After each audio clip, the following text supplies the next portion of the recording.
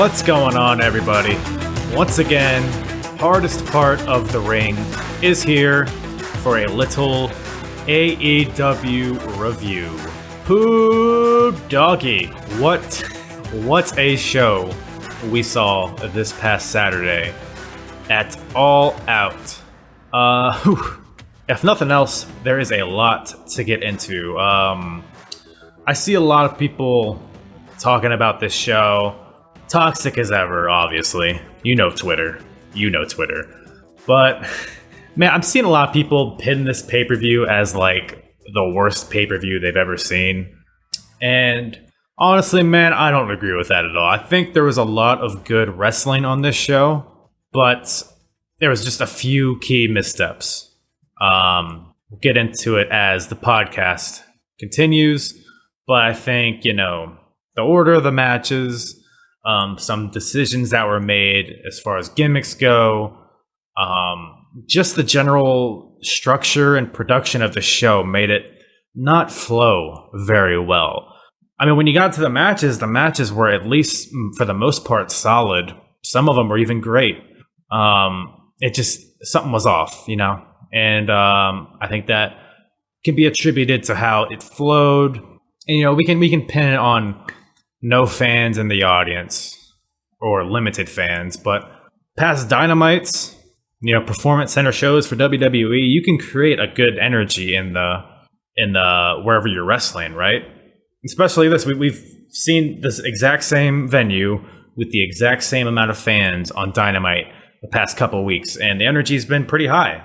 But for this show, at a certain point, it kind of just took a nosedive as far as crowd energy goes, and I think that can be linked to a lot of things, but we will get into that in the podcast.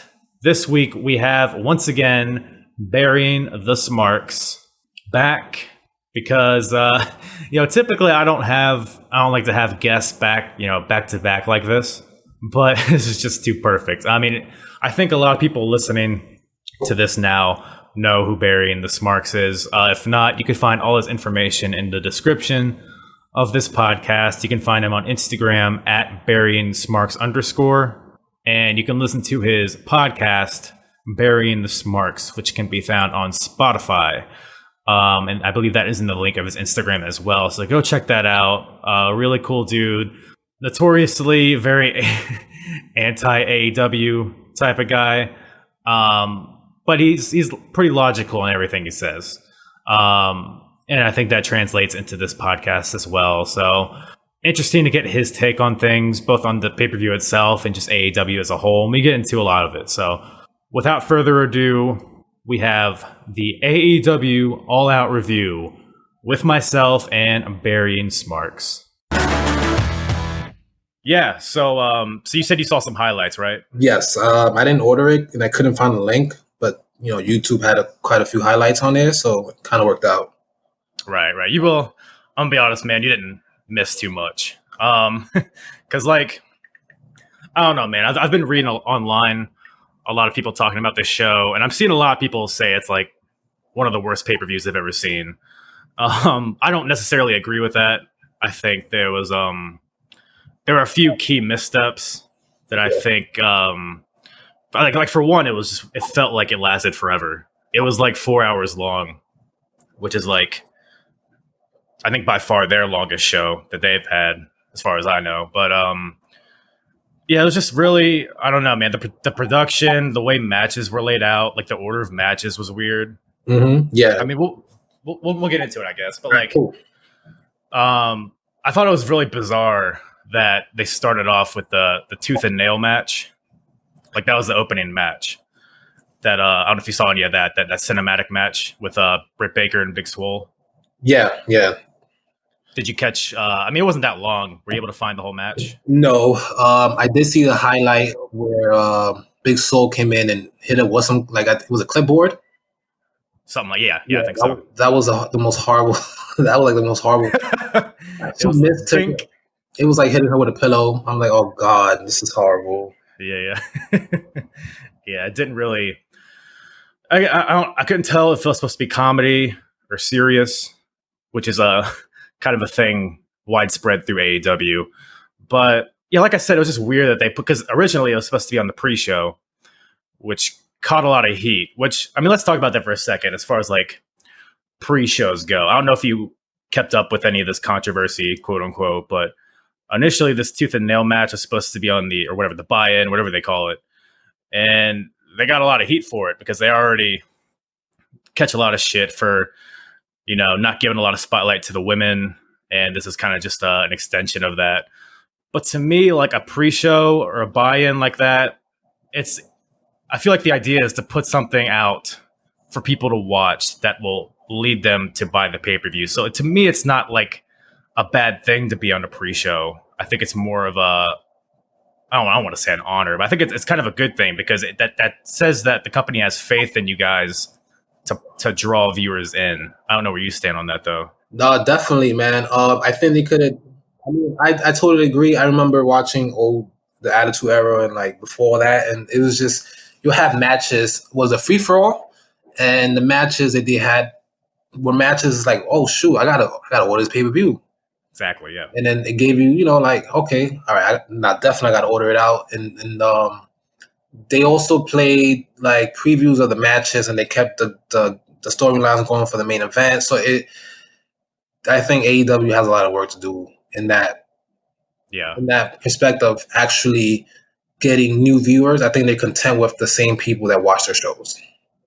Yeah, I agree. And if you could just look at the numbers, man, I mean, since they started, I mean, they obviously had a big rating their first show, but that's always going to be skewed. But then ever since then, they've kind of leveled out, which isn't necessarily a bad thing. I mean, it's good that they've maintained their viewers, but yeah, they definitely, you know, I see people saying that AEW is mainstream, and it's just not. I mean, there is a strong audience for it, but it's an audience that's maintaining, not necessarily growing, and they're kind of, I don't know, it's just they cater to the internet fans. Yep. They cater to the Wrestling Observer subscribers. Yep. Yeah, they know their audience, and they cater just to that audience. I don't think they're really looking to grow their audience or grow their fan base. It's weird because as a company, I don't. First of all, I don't consider them mainstream, but in respect to them, as far as the other wrestling companies besides WWE, they are kind of mainstream because I think people consider them mainstream because they're on TNT. It would have been any other channel, any other network. I don't think people would have considered them mainstream. And I guess they get plugs during like the NBA games and stuff like that. Yeah. And I think that's why people consider them mainstream. I mean, I don't know too many people that watch TNT. I don't. And I'm not just trying to say that to be funny. I don't watch TNT unless it's like they're running like a replay of like Titanic, or the replay of like Clash of the Titans. That might be the only time I'll tune into TNT if there's nothing else to watch. If you gave me 1,000 guesses on what you watched on TNT, I don't think Titanic would have been any of those guesses. Yeah, listen, man, Titanic is one of my favorite movies, and like we watch it at least once a week here. I respect that. Yeah, it's a good movie. It's a good movie. It's a good movie, and it's full of quotables. Like that's the thing people understand. That movie is full of quotables, and the more you watch it, the more quotes you're like, "Oh shit, that was funny." So it's definitely a good movie. But you know, I actually haven't seen it, but I've seen enough memes to where I feel like I've seen it. Yeah, it's a good movie.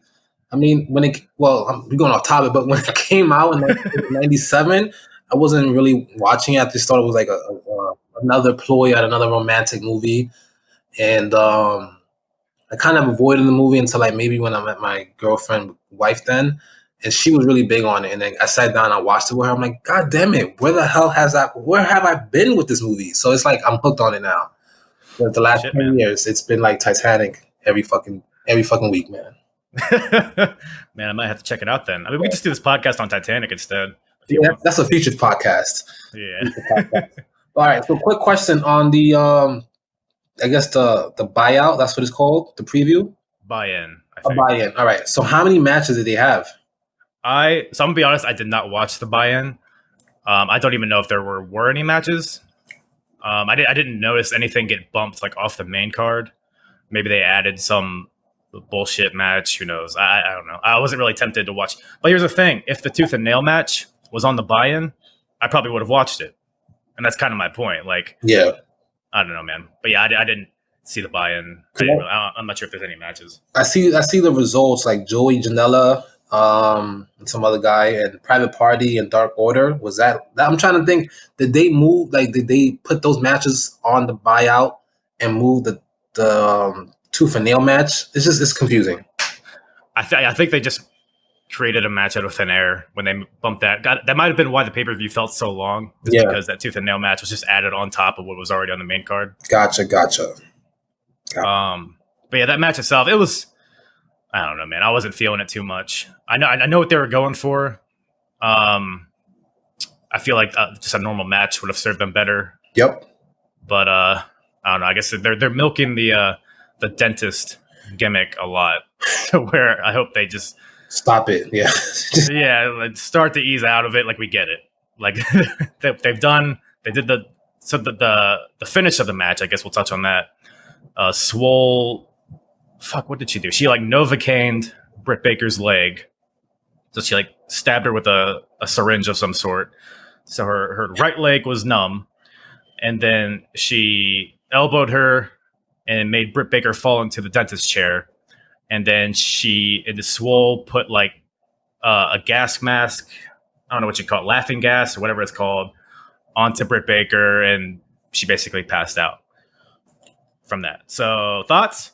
If you can see me right now, I'm like face palming so hard. Damn, man, like that's. I just went to the dentist last week, and it's not as easy as Big Swole made it out to be, where you just hit somebody with a syringe and knock them out. Right. I mean, like, AEW was. I mean, they kind of came off as a real sports feel, and this is not really a sports feel. This is more like sports entertainment. And it sounds good the way you described it, but I don't know if it's the same way if I watch it. So yeah, I mean, I wasn't really. This was no boneyard match. Yeah, you did a better job describing it than actually me watching the match. You made it sound fun in like 20 seconds. So yeah, I mean, that was like the last bit of it. The first, I don't know how long the match. It was probably like 10 minutes, but I was kind of tuning out of it. It's probably not a good sign, but it is what it is. I do like Britt Baker and I do like Big Swole, but I feel like they have a better role there than a cinematic match like this. Yeah, I like Britt. She's funny in like a goofy way. Yeah. Swole, I mean, I don't know. Swole reminds me of Jazz. I don't know. Yeah. I don't know if she's going for that, but she can be booked like Jazz where she's dominant and she's strong. Right. I don't know. I'm not a big fan of Big Swole. I have a really tough time liking her. Yeah, it's really hard to like her. It's like something's off. Her Twitter is one of the worst Twitters out there. I don't know if you've ever seen it. I came across it once, and I think I posted about it, and I got chewed up for it. So I never went back. That's what happens. Yeah. Yeah,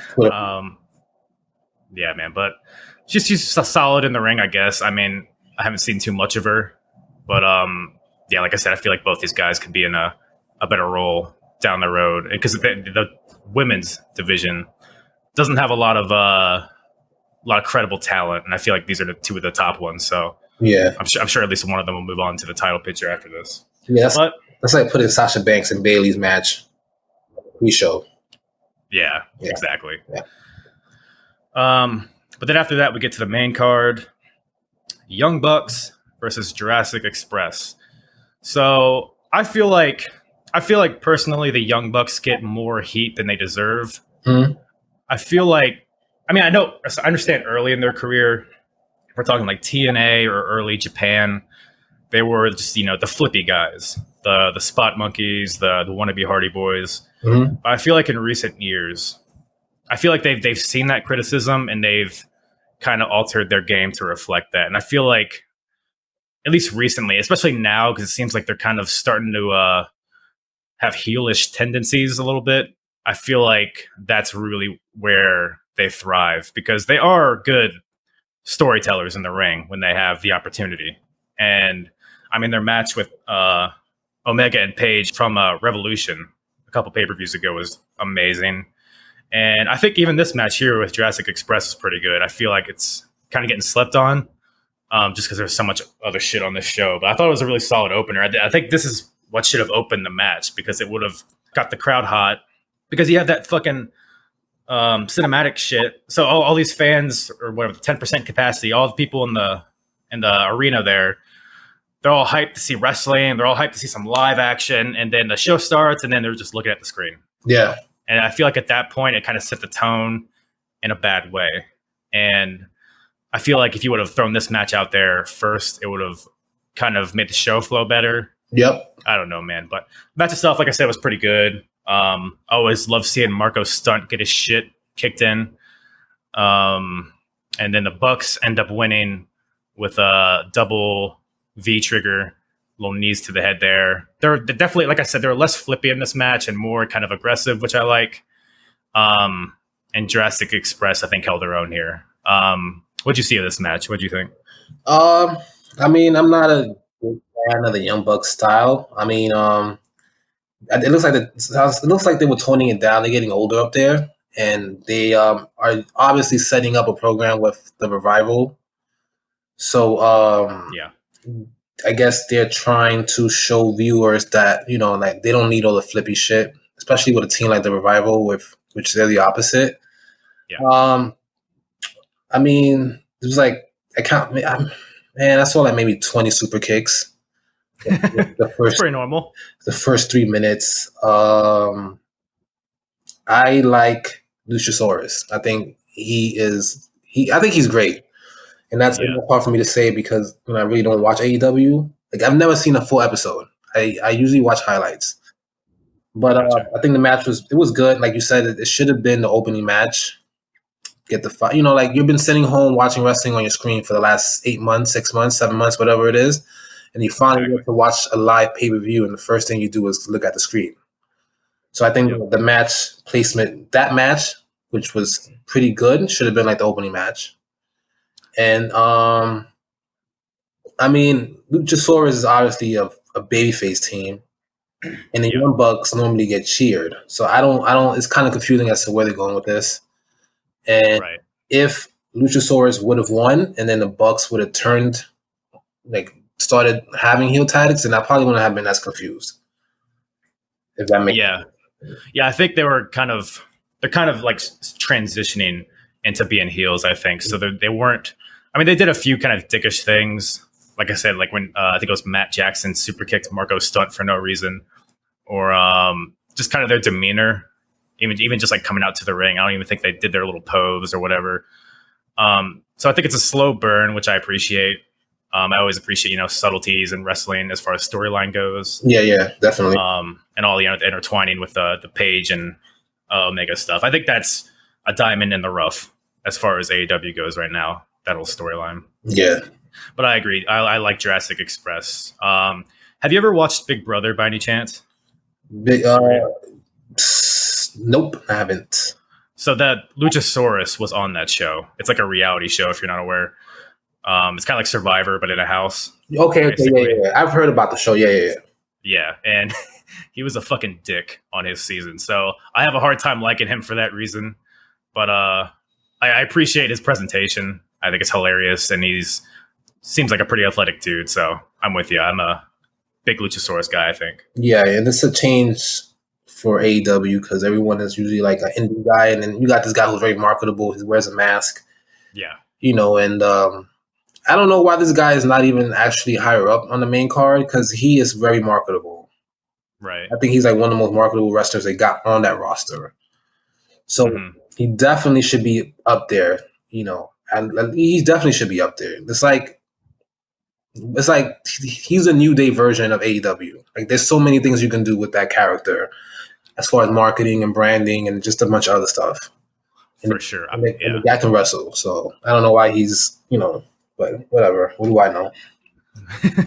I will say this. He does kind of seem green at times. I feel like sometimes he's very soft with his offense. So maybe they're kind of waiting for him to kind of smoothen the edges a little bit. I think he did get injured like last year or something. And this is around the time where Jungle Boy got a title shot. So maybe he would have been slotted in had he not been injured. So who knows? But yeah, I agree. I think at some point he's going to be at the top there. Yeah, he needs to be. So after that, we have the Casino Battle Royal. So the concept of this match is basically an accelerated Royal Rumble. So there's 21 entrants, and they come out in sets of 5. So it's the 4 suits, and it's 5 people per suit, and then there's a Joker card. So it's kind of a convoluted concept. But I guess I can kind of respect them trying to be a little bit different, but it is kind of you could tell they started with the Royal Rumble and they were like, how can we make this a little bit different? Yeah. But yeah, the match was what it was. I mean, it wasn't too many highlights other than the fucking Matt Sydal. So like I said, so you have the 4 suits. So those are just, the normal people coming out. And then you have the Joker card. Now the Joker card is supposed to be like a surprise. It's supposed to be a big deal. It's supposed to be a debut, return, whatever it is. So Matt Sydal gets the Joker. So he's the last entrant. He has all this fanfare, all this spectacle behind him. Everybody's hype. Oh my God, it's Matt Sydal. He's back. He gets up to the top rope and then just fucking banana peels off the top rope. I'm glad he didn't break his neck, but man, what a terrible, what a terrible debut. I'm sure he'll recover, but that dude's just gonna live in the meme universe forever because of that. Definitely. And who won that match? Was it Lance? Lance Archer. Yep. This is the same guy that lost to Cody Rhodes. We don't talk about that. The Dream has no memory of that. This is the same guy. All right. I don't know why. They should have had him come. You know what? All right. I mean, to be fair, I think that's only loss. So, I don't think, if you lose, you're buried or you're ruined. No. And, Lance has had a bunch of wins since then. I mean, that was a couple months ago, right? When he lost to Cody. So I can buy into Lance Archer winning. The last 2 was him and Eddie Kingston. And I got to admit, I was really rooting for Eddie Kingston, but I guess that's the idea. But yeah, Lance Archer wins, and I guess he'll have a match with Moxley at some point, which should be all right. They had a match in New Japan, actually, at Wrestle Kingdom, which is pretty good. So got a little bit of chemistry there, so it should be all right. What do you think about this whole deal? I guess, he's like one of the biggest guys on the roster, right? Yeah, for sure. So yeah, they have to he had to have one. I'm just confused. Like, who picks when he has a match for the title? Is it him? Is it like does he like, hey, listen, like I want my match at this show, or is it something like it a show? Is that like a title shot down the line? Like, I think they were very vague about it. They were like, the winner gets a title shot somewhere down the road. And that's pretty much the extent of it. It's like a Money in the Bank, Royal Rumble. Kind of, sort of. Yeah, honestly, I think it'll just be like on a random Dynamite in a few weeks. That's my impression. Okay. I don't know when their next pay-per-view is. I know there's an ad for it. I forget what the date was. November. That sounds about right. Yeah, I think it's Full Throttle. Full Gear. Full Gear. See? Look at that. I don't know if you're close. Yeah. I don't know if they'll milk Archer and Moxley that long, unless they continue with Moxley and MJF for a little bit, which, we'll get to that, but it seems like that's going to continue to some extent. So I hope not, man. Not a big fan of MJF? Nah, not really. We'll get to that. Yeah, definitely. But yeah, the Battle Royale was what it was. Archer gets the win. Kind of predictable, but I will say also another spot in that Battle Royale that was crazy to me. So I think it was Darby Allin got eliminated, and then Brian Cage, who I think was eliminated at that point too, or he might not have been, whatever it is. So Brian Cage pulls out a body bag, and then shit, yeah, he unzips it. It's an empty body bag. He pours a bag of tacks in it. Then he throws Darby Allin in it and zips it up. So Darby's in there with a bunch of fucking tacks, which, by the way, there was still tacks all over the ring for the rest of the match. So I was like cringing every time somebody took a bump on that side of the ring. But fucking Brian Cage takes Darby Allin, who's in the body bag, can't see, has tacks probably in his eyes and his mouth, and just throws him on the stage over the rope. That was the most careless looking spot I've ever seen in my life, I think. Did you catch that? Yeah, it was dumb as fuck.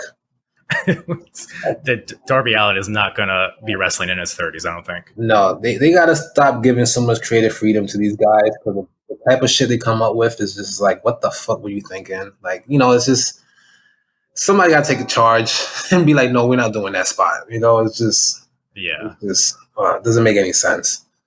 Yeah, and ultimately it didn't really even matter, didn't really factor in anything, so it was kind of a spot for a spot's sake. They could have had that same spot without the body bag and without the thumbtacks, and it would have given you the same result, So it's just, or do this: put the tacks on the stage so that it's not in the ring while everybody else is wrestling, and then powerbomb them, not in a body bag, onto the tacks. There you go, boom. Still a shit spot to take, I'm sure, but I don't know, just more controlled and more thoughtful, I guess. I don't know, but it was what it was. But speaking of careless, here we go. A moment we all been waiting for. This is the match I think killed the crowd. Honestly, Broken Rules. Oof. Broken neck rules. That's what broken call. Yeah. So I guess it's supposed to be a last man standing match. But I guess I don't know. I assume WWE has that trademark or something. So they start out with Sammy Guevara driving up in a golf cart, trying to recreate that meme when he got ran over. Then they tussle a little bit, and then they decide to ascend on a scissor lift, which, I don't know, at least 20 feet in the air, maybe. I couldn't really tell, but they're fighting up there for whatever reason. They got tables set up at the bottom. Sammy Guevara spears Matt Hardy off of it, and they completely miss the first table, or at least for the most part they do.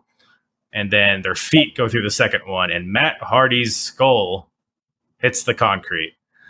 And shit, dude. I couldn't tell, because it was hard to tell whether or not he really hit his head or not, at least as far as my vision goes. And then they were like doing the whole X gimmick, which, nowadays they don't really just have that for real injuries, because I feel like fans know about that. So sometimes they kind of throw that out there to kind of try to swerve the fans a little bit. So I still was like, is this a work? Is this not a work? But yeah, Hardy was out for like a full minute, like not moving. And then he gets up and they start fighting again. And then Matt Hardy just can't stay on his feet. So at that point, Aubrey Edwards waves it off. I don't know if it was Tony Khan in her ear or whoever it was, but they wave off the match, ring the bell, it's over. Then they awkwardly kind of just keep looking at it for a little bit, then awkwardly throw back to the commentators. And then I guess in that 3 to 4 minutes, they did a very in-depth concussion assessment, which is, I'm impressed to get a guy at MRIs and CAT scans in like 3 or 4 minutes. They must have a really efficient ship over there. Yeah. Whew. Man, that's awesome. That's really good to hear. But then I'm assuming, and of course, because why wouldn't they continue the match? They just started over, even though they've already they've rang the bell. It's done. It's over. It's fine. You can just do this on Dynamite some other week if you want. But no. We got to do it now. Then they pretty much just rushed to the finish, where they climbed some scaffold. Which, I mean, what if Matt fell from that, right? And yeah, well, it was what it was. They climbed the scaffolding. Sammy falls off onto a very clear crash pad. Yeah, like styrofoam. It was like the most watered down Shane McMahon spot I've ever seen. Yeah. I guess I don't fault them for that, but like it was, it wasn't nearly as tragic as what Matt Hardy went through. So it's like, okay, this is gonna be the end of the match now. But Matt Hardy wins, I guess. But the story of the match, Matt Hardy, it's not, as far as I'm aware, as we're recording this, I'm not totally clear if he got concussed or not. Tony Khan said that he didn't, but Rebby said that he did. So who the fuck knows? I believe the guy's wife before. I believe the boss was trying to keep things, publicly on a good note. But I believe the wife. She's the one who was there. Probably the one who rushed for him to the hospital. Tony probably didn't go because this was the 5th or 6th match on the card, so he had to stay. So I believe his wife. And then it's just the sad part was that the social media backlash was more popular than the spot itself. Right. It was like people were defending Tony and saying that, oh, don't question him. He knows what he's doing. He's the boss. Why would he lie to us? Mm-hmm. So I'm not a big fan of Rebbi or Rebby, but I'm gonna have to side with her on this one. That's his wife. So she knows more than anybody would. She knows more than I would. She would know what his doctor said. And I think Tony is just trying to save face because he really fucked up. I mean, you fucked up when you disabled the comments on. Right. Yeah, so it's like you messed up big time. I mean, it's crazy. And then I think they said Matt was the one who cleared himself. How do you clear a guy who's fell 20 feet in the air into concrete? I don't have a concussion. I'm good. Yeah. So then, oh man, it's just the dumbest thing. It could have been avoided. And was that forklift there already in that position? It was like lowered, and then they like climbed on it and then raised it after they were both on it. So I would blame whoever positioned the forklift and the table. They didn't have the right measurements from the fall because it looked like the table was a lot closer to the forklift. So when it did fall or he got speared, they kind of flew over the table. So I blame whoever set that whole spot up. And I hope it wasn't Arn Anderson or D. Malenko. Right. I don't remember who set the tables up. I don't remember if the tables were there or if somebody set them up. They were there already? But whoever, before the spot happened, somebody had to have set that whole spot up. So somebody fucked up there. So it's a lot of people's faults, and the fact that the referee made the right call and it was overturned by Tony in her ear. So it's like, you don't take your referee serious. The referees are the ones that are there. Exactly. Yeah, they're the middleman or middle person. So they're looking into their eyes and they see that his eyes are glazed donuts. So yeah, it was just an unnecessary spot. It could have been toned down or just gotten rid of altogether. I mean, even if he would have just pushed them off the forklift, he would have fell perfectly through the tables as opposed to spearing the guy and pushing him over the table. Yeah. It was reckless. Make it like instead of a back bump, like a side bump so that you see where you're going. Basically. As you're falling. The crazy thing is they took more care, Sammy, with the styrofoam stage than it did Matt with the wooden table. So it's fucking stupid if you think about it. Yeah, they literally could have done that same spot, but off the scaffolding onto the crash pad. Yep. And it would have been just as effective. Yep. Yeah, man. I don't know. It's I mean, from it sounds like Matt Hardy's okay. I'm kind of 50-50 because, like you said, I'm not a big fan of Rebby either, and it's equally as possible that she's making shit up that kind of say as a fuck you to AEW. But your scenario is equally as plausible. So who the fuck knows? Hopefully, we'll learn more in the next few days. But yeah, Rebby. I mean, everyone loved Rebby when she called out Impact, when she called out WWE, and she called out Vince, and she had all these negative comments to say about it. They loved her. Yeah. And the minute she said something negative about Tony and AEW, automatically everybody hates her. So it's not what she says; it's who she says it about that people do not like. Mm-hmm. So. Yeah, it's that wrestling tribalism shit, man. Everybody likes to cherry pick. Yep. What's good, what's bad, what shouldn't happen, people are bringing up Owen Hart after this, which, yes, that was a shitty situation, obviously. But, we're not talking about Owen Hart. We're talking about what happened to Matt Hardy. It doesn't always have to be an AEW versus WWE thing. I just think that comes in from the AEW fanboys who get really defensive. 100%. About that. But even, let's say they did bring up Owen Hart. McMahon was sued, probably had to pay a shitload of money. I mean, either way, it doesn't bring Owen back, but he was held responsible for it. Right. Martha held him responsible. They had a whole damn, what's that show on Vice? Dark Side of the Ring. They had a whole episode dedicated to that. So, yeah, he was held accountable. So, the thing is, they're not holding Tony accountable or AEW. Yeah. So it's a big difference.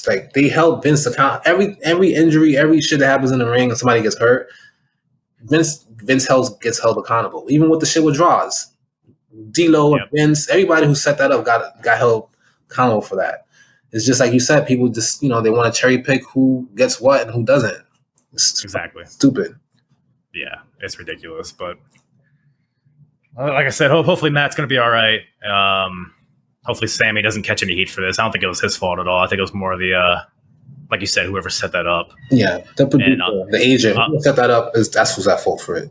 And more so, whoever authorized it to continue. Yep. So, but whatever. But yeah, like I said, after that, man, I don't know if the crowd was like, if that like absorbed their energy or what it was, but I feel like from that point on, the crowd was pretty much. It sounded like a fucking library in there. They were done. They were gone. That's it. Which is a shame because the next match was the women's title match between Hikaru Shida and Thunder Rosa, which is honestly a match I was looking forward to. And I thought they had a good match, but like I said, the crowd was just not into it for whatever reason. I'll tell you why the crowd wasn't into it, because the crowd don't like women's wrestling over there. That's why they weren't into it. Yeah, I mean, yeah, because Shida, I like Shida, but they haven't really. I don't know, man. She's missing something as far as like connecting to the audience. She needs a catchphrase. What's that? She needs a catchphrase. Yeah, that's what she needs. She needs a cool T-shirt. Yeah, a cool T-shirt, a catchphrase, something that something. Some little dance on the entranceway. Yeah, wear some different color. I don't know. She just needs something. Like, this wrestling purist thing doesn't work for everybody. Yeah, and I think a lot of it is maybe the language barrier. Which, I mean, she does. She speaks English to an extent, but yeah, I don't know, man. I think she's a very good wrestler. I think technically she's a good wrestler, but people just don't get into her matches for whatever reason. And Thunder Rosa is a new face who you probably wouldn't know if you hadn't watched NWA Power, which by the way, I have. Have you seen any of NWA Power? To be honest, I've never watched it until maybe the beginning of this film. Actually, shout out to Nick Aldis. He follows the page, so he kind of put me onto it. And I love the way he carries himself as a champion. So him alone, that's what got me into watching Empower. So shout out to Nick. Yeah, Nick Aldis is awesome. I think I'll be surprised if he's not in WWE or AEW at some point, because like you said, the way he carries himself is just on a different level than anybody else. Yeah, the suit, the talk, mannerisms, just the way like he carries himself as a champion. It's just like, this is it. This is it. Yeah. I hope he stays there, because that company benefits a lot from having him there. And, Nick is like a go-to guy. So I hope he stays there. I think he will. Anywhere else he goes, I think he'll be just lost in the shuffle. Mm-hmm. I think NWA fits him, and it fits him well. Yeah, I will say this. I hope that AEW and NWA continue to work together like this, because I'm a big AEW or NWA Power fan. I've seen every episode. Obviously, they stopped in the pandemic stuff, but up until then, I watched every episode. And a lot of their key players there, like Ricky Starks, Eddie Kingston, Thunder Rosa, they're all messing around in AEW now. So I don't know if that's a permanent thing or if they'll kind of flip-flop back and forth. But yeah, those guys I named were kind of the key guys there. I think they're permanent. I know for a fact that Eddie Kingston's permanent. Right. I read it where he was offered a deal with WWE and he turned it down for his deal with AEW. Mm-hmm. Unless AEW deal was more flexible, which allowed him to do both. But I don't see that happening. I don't like, if AEW is the company they say they are, I don't see that happening. You don't want your talent between two shows. I mean, so. Yeah, I mean, I can go either way. I would kind of like to see how it would pan out. To kind of see some guys in AEW that aren't getting spotlight, maybe have them appear on some NWA shows and vice versa. Because, like I said, right now, the NWA roster has kind of been drained. Yeah. And all those guys are going, because Ricky Starks is one of the biggest guys there. They still got guys like Eli Drake, who I think is amazing. I'm surprised he isn't a bigger star than he is. Who else? They got a bunch of guys over there. Yeah, James Storm, Thomas Latimer, Zicky Dice, bunch of guys. But yeah, so this women's match was pretty good, but like I said, pretty dead crowd for it, which I think hurt it. I think this match would have been much more highly regarded if there was the audience in the crowd. But I guess you could say that about pretty much any match. Yeah. I mean, I think there was like 750 people in attendance. I don't know. I don't think it's that hard to keep 750 people glued into the action. So they did something wrong there. Yeah, I mean, we've heard more noise on previous episodes of Dynamite with no crowd at all. So there's something wrong there. But speaking of something wrong, just the women's division in general, I mean, it gets beat up all the time. I won't like beat a dead horse or anything, but I think their issue is there's just no like pillars there. Like there's no veteran or big woman star to kind of build around. I think you're dealing with a lot of no names and trying to expect stars to get created from a no name facing a no name. And this is not how stars are going to get created. No matter how good they are in the ring, no matter how good they are on the mic, people just don't care about these women that they have on the roster. And that's not really a fault towards them. It's just there's no, like I said, no pillar to kind of build their division around, I think. Yeah. I think that goes back to what we spoke about earlier, that AEW, they have like a certain audience. So they expect that audience to know who these people are already, because their audience are like, quote unquote, the diehards who follow every kind of form of wrestling. So like the way they present things is like, you're supposed to know who they are already. So there's no storytelling, there's no backstory to no one, there's no introduction. It's just like, we know you know because, you know, you read The Observer, or you know because, you know, you watch New Japan or you watch indie wrestling on YouTube. So that's how it comes across with them. To someone like me, I'm like, I don't watch all that. So if I go on TV and I see these women, I'm like, who the fuck are these people? You know, not as away from their work in the ring, but there's no, at least like it's a commentator's job to like, you always got to call the match or represent the competitors as if someone just just tuned in at that moment. Mm-hmm. So I think that it's just, I think they just like for people to know who these people are, because that's their audience. Like, yeah, they put work rate above everything else. Yeah. And you can't build stars, and you can't build your audience, can't grow your audience on work rate in the ring. Like, for example, I didn't know who Asuka was. I don't really watch NXT as much. Mm-hmm. I didn't know who Asuka was. When she got to the main roster, it's like something about her character made me feel like, okay, she's interesting. Mm-hmm. She came to the main roster with the undefeated streak. You know, the way she wrestled, the colorful hair, like the flashy attire she had, is just like, that was a character. So ever since that day, I've been a fan of Asuka. And I didn't know anything about her before that. So I think AEW fails to properly introduce people on television. Yeah. It's just they rely too much on just work rate, like you said, and no one knows who they are. Like, it doesn't even take much. Just a few vignettes. Yeah. A few backstage interviews. It doesn't take much to just kind of let the audience associate a face with their personality and their motivations and all that. It doesn't take much, but they just have to do it. Yeah, it's like 30 seconds. It's a 30-second vignette where you sell yourself, and I'm going to believe you if you do a good job of selling yourself. Right. You know, I mean, I feel like they just expect us to know who they are because we're wrestling fans.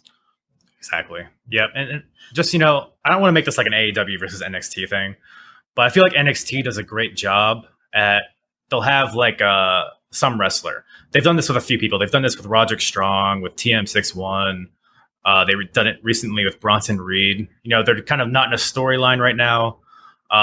They're not really, you know, in the fold as much as they would like to be. So let's dedicate a few weeks to just doing some backstage vignettes. Mm-hmm. Let's take 3 minutes out of our show to tell this guy's story, where he came from, what his motivations are, why he's in NXT, et cetera, et cetera. You know, just little, like a couple minute, like documentary style vignettes. And because, like I said, they did it with Bronson Reed like maybe a month ago or so. And you know, after that, I was hooked on him. Yeah, I knew what he was all about. So now I can invest in his matches and just do that for everybody. You have the time. Yeah, I mean, it's like you said, it's not that hard. It's just like you do 2-3 guys every other week, and then you get everyone known. You know, everyone's like, okay, I know who that is. I've seen what he's like, you know, but I don't get it. I really don't. Especially when there's no crowd. Like, you don't need to maximize your in-ring time when there's no one in the audience. Yeah. You can afford to do that kind of backstage stuff, but that is what it is. We'll hopefully we'll see the women's division grow a little bit. Yeah, yeah, who knows? I'm very optimistic, if you can't tell. I mean, the women's division, I think it needs a lot of work. It needs a lot of I can't take the women's division serious if they don't present it to me as serious. Mm-hmm. I think a lot of the women's division kind of rolls around Britt, Big Swole, and Brandy Rhodes. That's it. That's it. You're a big Brandy fan. If I'm correct, right? Yeah, I love her. She's like the greatest. Like, she's an inspiration to us all. Are you a standee? Yeah, like, I got posters. I got a picture of her as my wallpaper. It's just, you have no idea, man, how much I love that girl. That's cool. Yeah, but she's not a veteran, but she's a familiar face for the women's division, and she could do so much more to help the division. But I think she needs the attention on her. And if you notice, she's usually the only woman in the high storylines. Right. And she takes all the opportunities from the other women. It's just, I think a lot of it just is self-booking. And I goes back to giving wrestlers too much creative freedom, because obviously they're going to want to book themselves as the top star. Right. Well, that actually carries over into the next match. So the 8-man tag with the Dark Order facing Matt Cardona, Scorpio Sky, and QT Marshall and Dustin Rhodes. And then they have Brandy and Allie ringside. Now, the build up to this match. Hold up. Let me ask you a question. Yeah. Brandy was in the match? No, she was just ringside. Okay. She was accompanying Dustin Rhodes? Yeah. And did they win that match? Yes. You see? All because of Brandy, right? Yeah, Brandy. Oh, man. Brandy, man. Key to victory. But no, man, like I said, it all revolved around Brody Lee just decimating Cody a few weeks ago. They fucking stretchered him out. They had him like gas, oxygen gas on his mouth for whatever reason. They did everything they can. Wait a minute. Everything. What did he do to Cody and that Cody had to get stretchered out? It was a clothesline. A clothesline? It was a pretty good clothesline though. Okay, hold on a second. So Big Swole injects Britt Baker with Novocaine and gives her a laughing gas. Uh-huh. And she wasn't stretched out after that, because that's like a high dose of medication right there. Well, actually, here, let me correct myself. It wasn't just a clothesline. It was a 360 spin and then a clothesline. Oh, okay. Does that make it better? No. So you're saying that, and then they were in the dentist's office. They were wrestling around sharp instruments. They were using medication. Uh-huh. They were breaking a bunch of HIPAA laws. And you're telling me that Britt took all of this and she was not stretched out, but Cody takes a clothesline and a 360 slam, and he's stretching him out, and he's gone for the last 2 weeks? It's the power of the Dark Order, man. Oh, great. Damn. I don't know what to tell you. Dark Order needs Papa Shango. If they're this bad and they just are destructive, they need Papa Shango in there. I think you're joking, but I would pop hard if Papa Shango came out. that would sell me on the Dark Order, I think. That's it. That'd be the best stable of all wrestling history. They couldn't use Papa Shango, though. They would have to call him, like, Daddy Shango or something, which might be better, honestly. Daddy Shango, I can see that on a t-shirt. Yeah. And then wow, right in time for Halloween. Look at that, man. We're booking it. Marketing for AEW right here. Right. AEWshop.com, folks. Yep. But yeah, the match itself, because we're talking about Brandy. And so, like I said, Cody was stretchered out. He's dead, essentially. But then Brandy comes out with all these guys, and she's like dancing. She's, being all cocky and, doing the L on her head, whatever the fuck she did. Oh, God. She's clearly not sad at all that her husband is in the hospital. Fuck that guy, I guess. Stupid tattoo. Fuck him. Yep. So yeah, she's out there, she's like getting all in their face, because can't hit women, I guess. Oh yeah. Fuck. But I mean, the match was fine. It felt like a match I would see like on Main Event. because it had Zack Ryder and Luke Harper and Gold Dust. What's up? Colt Cabana, right? Yes. Oh, yes. definitely. I'm gonna be honest. I do kind of enjoy Colt Cabana and what he's doing with the Dark Order. It's kind of a guilty pleasure of mine because he's like, all these guys come out, they're all stoic and they're all, demons or whatever they're trying to be. They're all like giving the mean mug to the ring, and then Colt Cabana just comes out like, "Hey guys," he's just like waving. He's still Colt Cabana, like he hasn't changed his personality. It's kind of funny to me because he's like the odd man out, I guess. But I guess the story is that Brody likes him. He sees potential in him.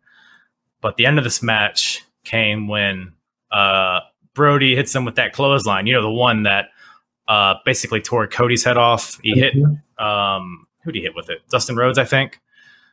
But Dustin was fine. He was cool. He finished the match. Wow. And then he's superpowers, man. The dust of gold. Yeah. Exactly.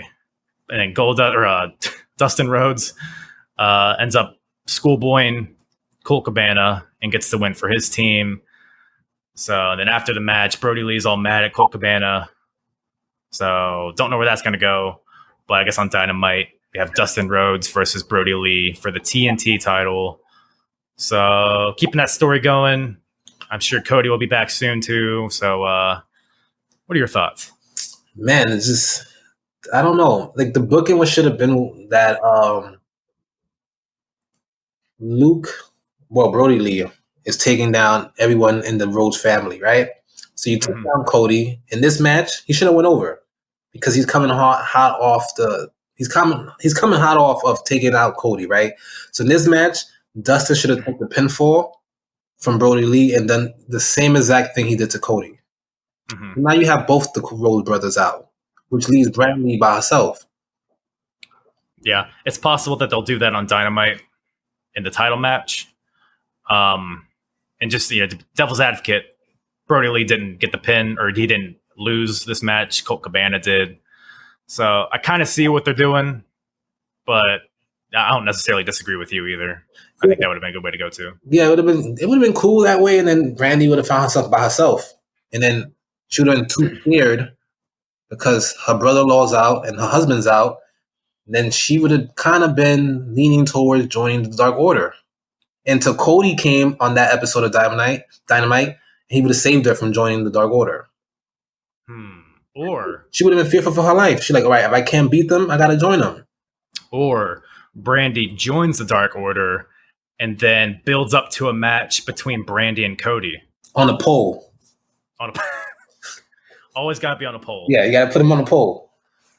That would have been, I mean, I hope that's where they're going, but it would have been really cool to see him take out Dustin, and then maybe, Matt, because Matt, well, I'm not going to call him Matt, I'm going to call him Zach. Zach is really good friends with Cody. Then he was like, you know what, your husband's not here. I got you, your family friend. Boom, next week, Brody takes out Matt too. So all of Brandy's protection is gone. She's by herself. She's fearful for her life. The Dark Order starts stalking her on Dynamite. Even maybe shoot some vignettes where, she's walking to her car and then one of them is sitting in the back seat. She runs for her life. Finally, she's too scared. So she joins. As she's about to join or take the oath, whatever it is they do, you hit the Nightmare, whatever theme song. And then they could pretty much redo what Undertaker did to Stephanie. There you go. You know what I'm talking about? When he like strapped her to a cross. And then they did like a whole wedding deal. And then Stone Cold came out and saved the day. Because Cody Rhodes is kind of like the Stone Cold of today, right? Is he? I think so. I thought. Isn't that what what's his face said? Meltzer? No, he said Jon Moxley is like the Stone Cold of today. Oh, okay. That makes sense, actually. Cody is the Triple H? No, not even. In reality, he's the Jeff Jarrett. Yes. That he's Jeff Jarrett and he's his father, all in one. So he's Jeff Rhodes or Jeff Reynolds. That's what he is. Is that his name? Is that his real name? No. Dusty Rhodes? No, I'm just mixing up Jeff and Jeff Reynolds. Yeah. I feel that. Yeah. But yeah, 8-man tag, like I said, was solid. It was what it was. But next match was probably my favorite match of the night. The AEW tag team titles, FTR versus Hangman Page and Kenny Omega. We kind of touched on it earlier with the whole Young Bucks kind of interactions, but I do really like the build to this match. I think there's a lot of moving pieces. It's definitely a diamond in the rough as far as storyline goes. In AEW, I think there's a lot of slow builds. There's a lot of they're just going through it slow, and I think that's really helping out, kind of milking it for all it's worth. So I can see an argument that this match went a little long. Yeah, half hour. Was it a half hour? Yeah. Yeah, look, I mean, I don't know. I'm okay with that. I feel like I said in previous matches, I think the lack of crowd hurt this match. I feel like it would have been an epic match had a full arena bit in there. Yeah. Just, the energy from the crowd really drives the wrestlers. So I feel like that would have enhanced it a little bit. But for what it was, I thought it was pretty good. And it was good to see FTR get the win. I feel like they could hold on to the titles for a long, long time. Always been a big fan of these guys. I think they represent what tag team wrestling should be. Mm-hmm. And, I feel like an eventual match with the Young Bucks, no matter what anybody thinks of the Young Bucks, I think FTR versus Young Bucks could main event any arena in the country. So good stuff here. What'd you think? Yeah, definitely. It was a great match. And that's another thing that's hard for me to say. But it was really good. The Revival, they kicked ass, man. It was cool. It was like they're real old school. Mm-hmm. They had like a real old school vibe to them. And then the fact they were out there with Tully, it was cool. It was cool. I think they were I hate the term misused, but they weren't used to their full capacity at WWE. Oh, absolutely. So it was good. And I'm kind of happy the belts are on an actual tag team, because this whole makeshift of Omega and Hangman was like, all right, like you're tying up two guys that can burn the house down with then single players. So you're tying up two of your main guys in a tag team for no reason. Yeah. And I feel like they did that because the Revival was supposed to come and they didn't. So they had to put the titles on somebody fast. Right. But it was a good match. Now hopefully like Omega now and Hangman can go their separate ways, and Kenny can do his own thing, and so can Hangman. Yeah, I feel like both those guys have much more value as singles. Yeah, definitely. Than as a tag team. Especially because, we're talking about who's marketable earlier. I think Hangman, Adam Page, the whole cowboy shit, I think that's super marketable. If we're talking just homegrown guys. Yeah. I think him and Kenny Omega, he's still a guy that's like pretty much only known in the wrestling bubble. Yep. But I think he's as close as it gets to transitioning into the mainstream. I don't think he's there yet, but I think if you give him proper spotlight, I think he has a chance, at least, in transcending that wrestling bubble, in my opinion. Yeah, don't hold me to it, but I remember reading an article that his dad, his stepfather, Dave Meltzer, wrote. It said that Kenny's not a big fan of doing interviews. Like, he doesn't like doing media runs. So I think that's what kind of prevents him from actually going all the way being mainstream. Like, Kenny's very reserved. Like, that's what Meltzer said. Like, Kenny's not really a fan of doing media and interviews, and he doesn't really like going on the talk shows because he doesn't feel comfortable. But if Kenny did that, then maybe he can break that through that bubble. But yeah, I don't know. I think Kenny Omega's name is tied with too much of wrestling. Like, yeah, I know he does like the whole video game stuff, but he's more tied to wrestling, like, as opposed to other guys who are wrestlers, but you can kind of see them doing the mainstream thing. They fit into pop culture. Yeah, like he doesn't really fit like that pop culture mold. He fits his bubble mold, which is his hardcore wrestling New Japan fan base. Yeah, he's like that beacon of we only care about work rate. We don't care about promos kind of vibe that people have. Yeah, like, I don't think people really care. So, like, Kenny Omega's fans would really dislike him if he showed up on Hollywood. Yeah. Yeah, they'll call him a sellout. Like, they wouldn't see it as an opportunity for them or Kenny to expand himself. Mm-hmm. They would look down on that. So... Yeah, which is sad because, he's a very entertaining guy. I've seen some of his video game stuff. and any chance that he gets to do a promo, which hasn't been a lot in AEW. I feel like he's definitely a competent promo, and he's a good storyteller outside of the ring. But he's a charming guy. Like the guy, he has charm. Like you hear him talk when he's not in character. Like when he's doing the whole video game stuff, and you hear him talk and you describe things, you're like, oh wow, this guy's yeah, I can listen to him talk. Yeah. So the same way. But yeah, awesome match here for the tag titles. Glad, like you said, to see it on a true tag team. And I think the tag team division, man, if nothing else, I think that's what AEW has. Because it's interesting because I've also been watching old TNA, like from 2004, 2005. And I'm kind of at the point where they're like starting to put a lot of focus on the X division. That's when like Samoa Joe came in. You had AJ Styles, Christopher Daniels broke apart from his tag team. And once they like put more emphasis on the X division, that's when they started building like a cult following, because the X division represented a style that wasn't being produced anywhere else. So, because WWE wasn't doing that shit. And I feel like there's a lot of similarities between that and AEW's tag division, because WWE doesn't have a tag division on any brand. I mean, I can't think, even like New Japan has notoriously had a pretty bad tag division. NWA doesn't have anything. Like there's no other place right now where you can go see really good tag team wrestling. Yeah. So I think if AEW keeps their foot on the gas with this, like it's a 30-minute match. I get it, it's pretty long, but I think that is a testament to how much faith they have in these guys and how much they want to make this feel like a main event match. And I feel like it could have main evented easily, but I personally feel that should have been the main event. Yeah, I agree. It was that good. It should have been the main event. I don't think technically like the world title always has to be in the main event, but I think the tag team title match had more of an important feel to it than the actual main event with Moxley. But right, well, I like to. And this may be how they're looking at it. I like to think of the tag team titles as like the world title of tag teams. Yeah. So it would still be a main event with a world title. It would just be the tag team world title. Yep.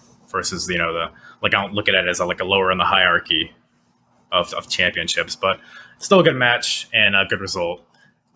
Is Sean Spears? He's not with Tully Blanchard anymore. He is. So it's like a stable. It could be. It might just be more of a Tully Blanchard has just his hands in a couple different pots. I don't know if they're actually a cohesive unit. They should work on that because that'll be a great stable. Like you got Spears and you got the Revival, you got Tully, and then I don't think you should add a fourth member to it, but that'd be great. You can kind of like have Spears show up and help out the Revival. That's something that they should work on because that'd be a really good idea. Yeah, I've seen a lot of talk of a potential Four Horsemen kind of reboot, but I feel like we hear about that once a year. Yeah. Doesn't have to be a Four Horsemen thing, but I wouldn't be opposed to a fourth member either. I'm sure there's someone on the roster that could use some direction.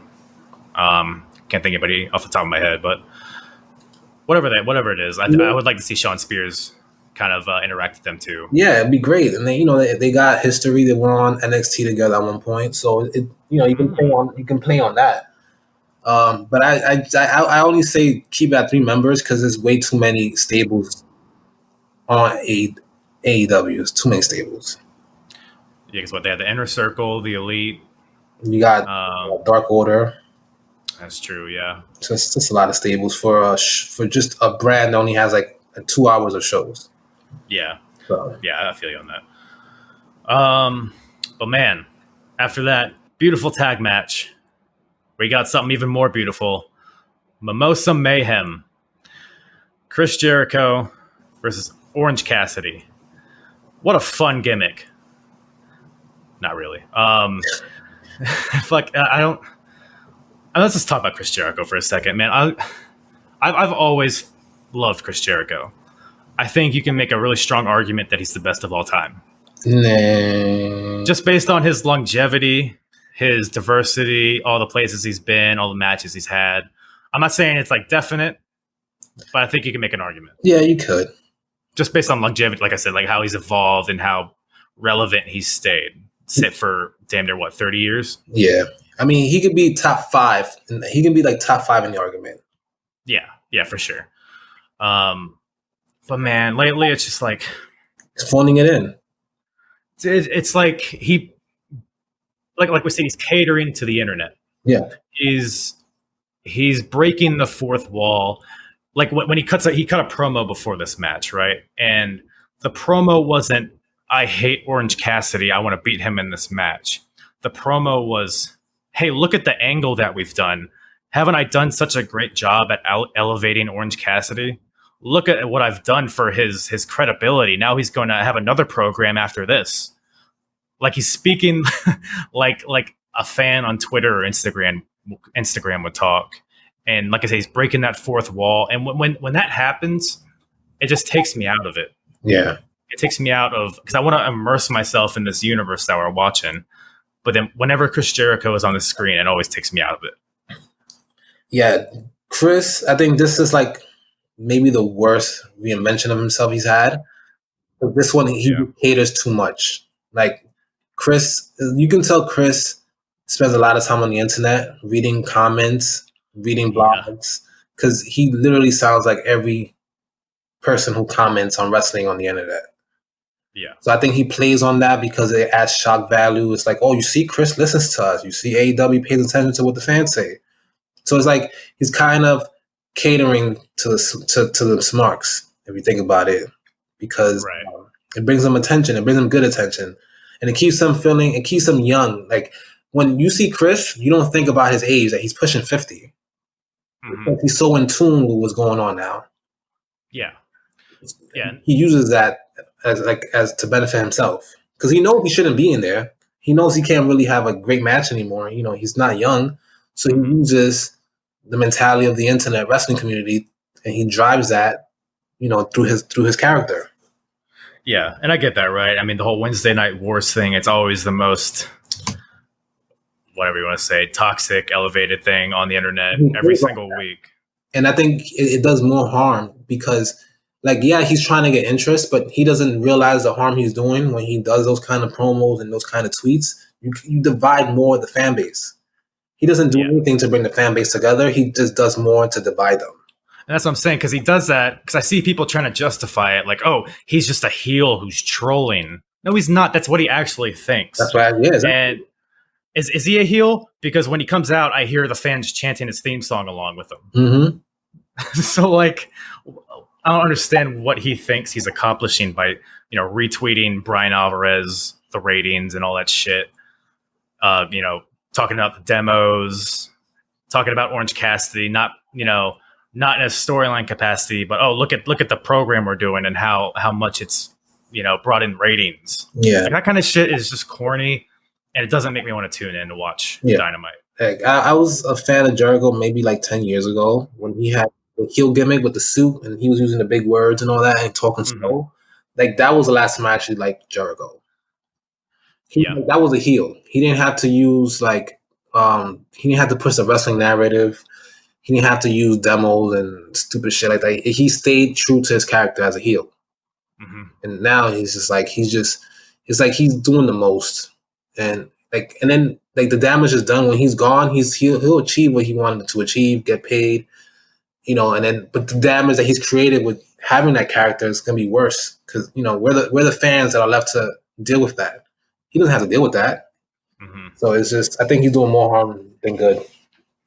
Yeah. I think at this point he's less concerned about his matches and the build-up and more about creating catchphrases, making T-shirts.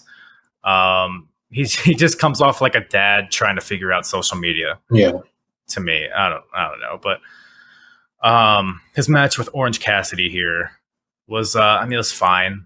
I guess it was. I guess it's supposed to be again. I don't know if it's supposed to be comedy or it's supposed to be a blood feud. Because on one week they're like busting each other open, they're both bleeding, and then the next week they're doing a debate, and then now we have fucking 2 vats of orange juice on each side. We're like, what are we doing here? Like, what are we? What am I supposed to feel? Yeah, and watching this match. This was all Jericho's idea. He made that clear. He made to repeat that over and over again. This was my idea. I'm the one that came up with this. I'm the one that came out with the creation of this match. Never been seen before. Yeah, so he even created a whole logistics of it. He had like a little paper he tweeted or he put on Instagram where he actually drew the ring in the 2 tubs of orange juice.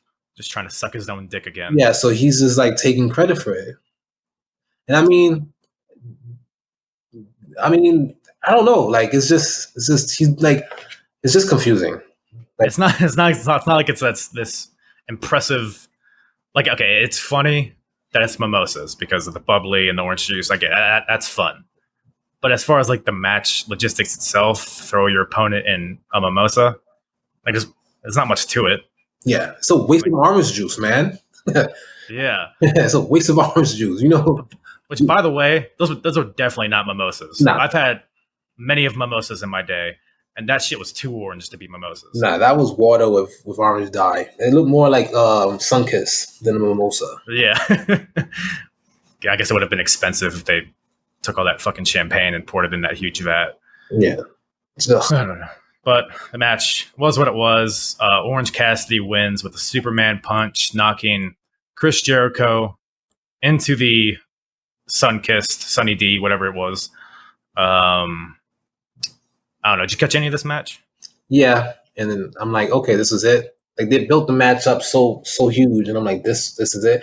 Like when I first heard about the match, I thought it was a joke. I'm like, oh wow, Mimosa Mayhem match. Oh okay, whatever. But they actually had a Mimosa Mayhem match.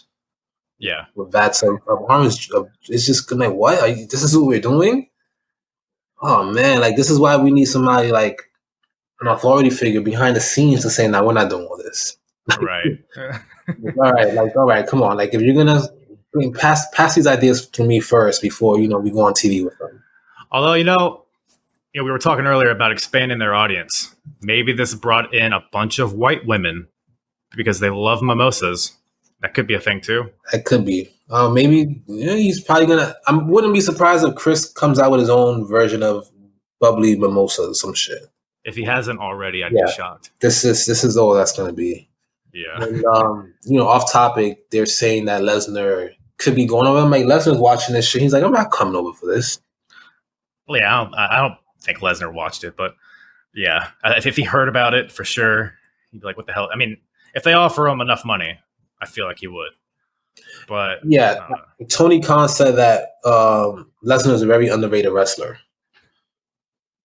I don't disagree with that. Yeah.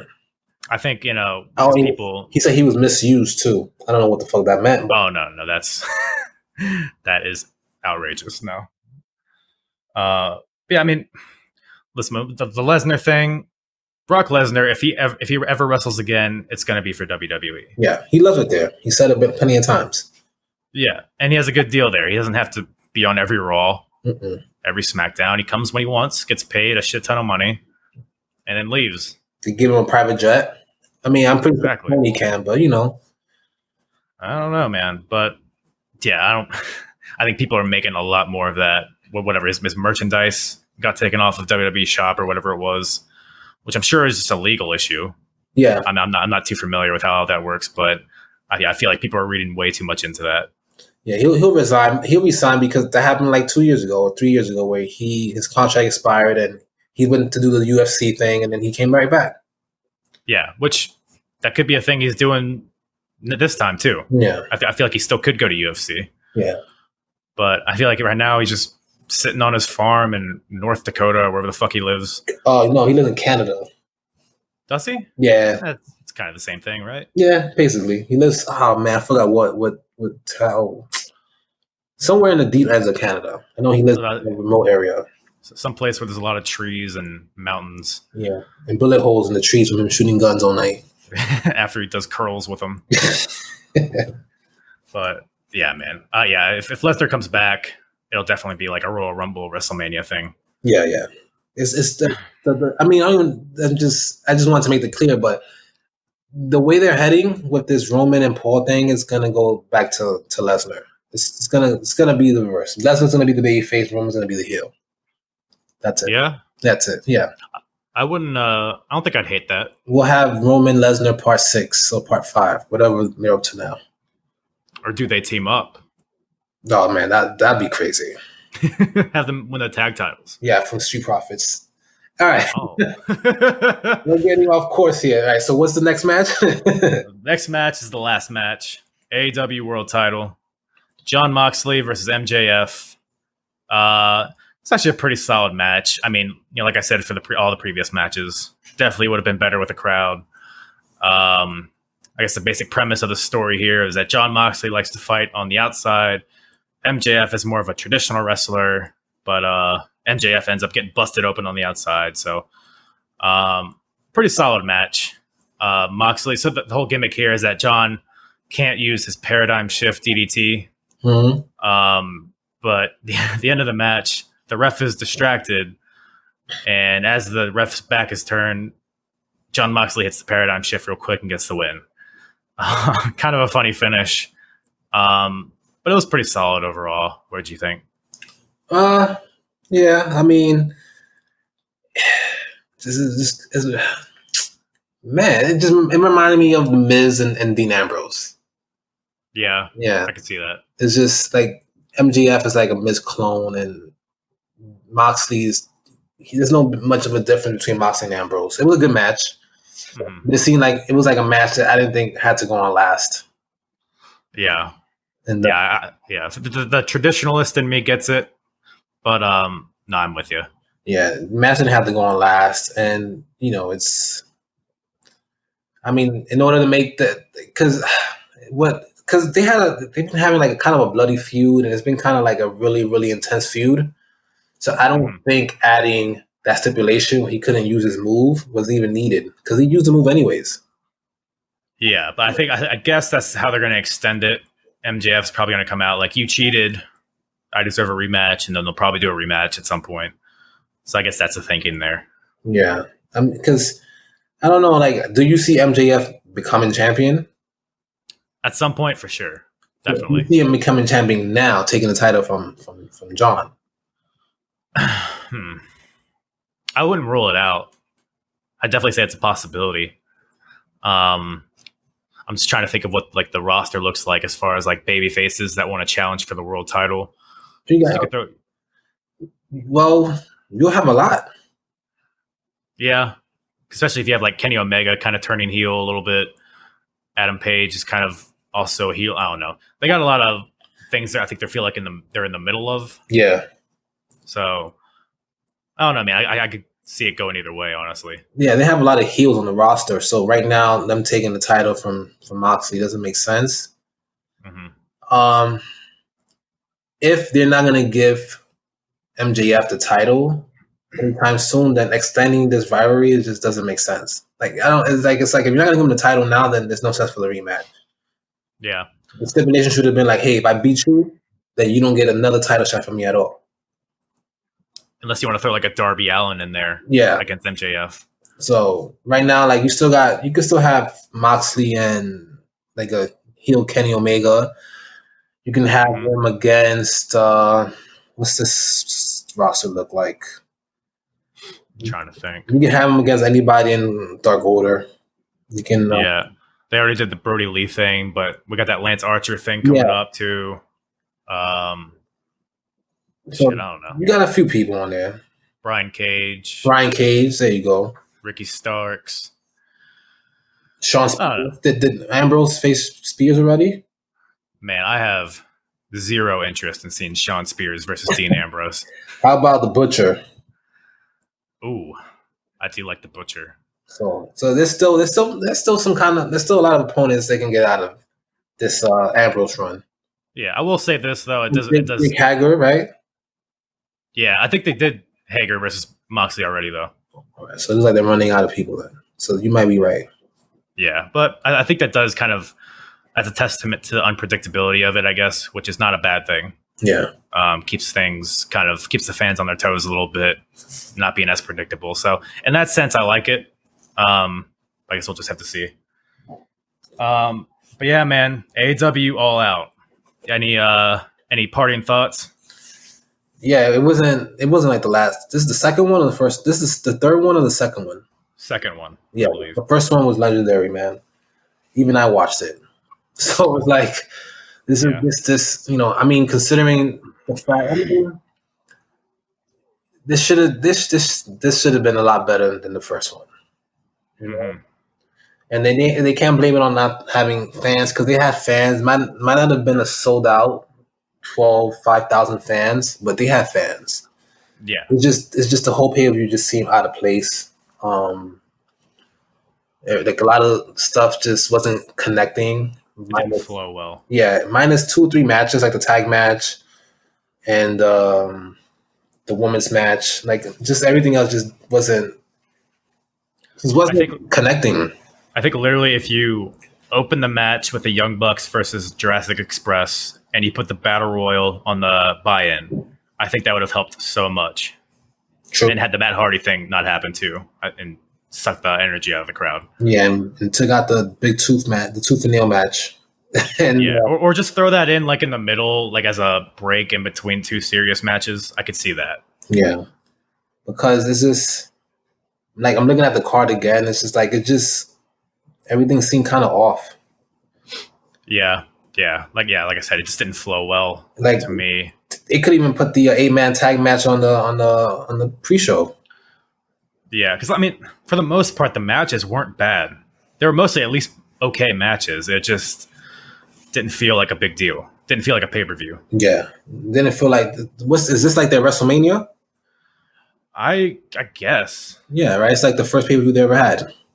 Yeah, I guess All Out would be as close as they have to WrestleMania. Yeah, and I think maybe that's why it went so long. Yeah, and I mean, didn't feel like a main pay-per-view. Felt like a throwaway pay-per-view. Yeah, the name All Out on it, like a transition pay-per-view. Yeah, I'm with you on that. But yeah, man. So I'll make sure to have you back as we do a Dynamite watch along. Oh, this week. Shoot, that'd be dope. Yeah. Dynamite on Wednesdays. I think so. They've kind of been flip-flopping the past few weeks, but I think they're back on Wednesday now. I gotta check the NBA schedule, depending on who's playing on Wednesday. Yeah, you might be busy that night, huh? I could let you know about tomorrow afternoon. I was just kidding, by the way. I didn't mind. No, it's okay. I rarely catch Dynamite live anyways. Yeah. But, yeah. Wednesdays, I usually watch at NXT like the day after or during the weekend. Right. Yeah. I feel you. But yeah, man, thanks once again, man. Thank you for coming on and joining me on here. I really appreciate it. Nah, man, anytime, man. Thanks for having me, man.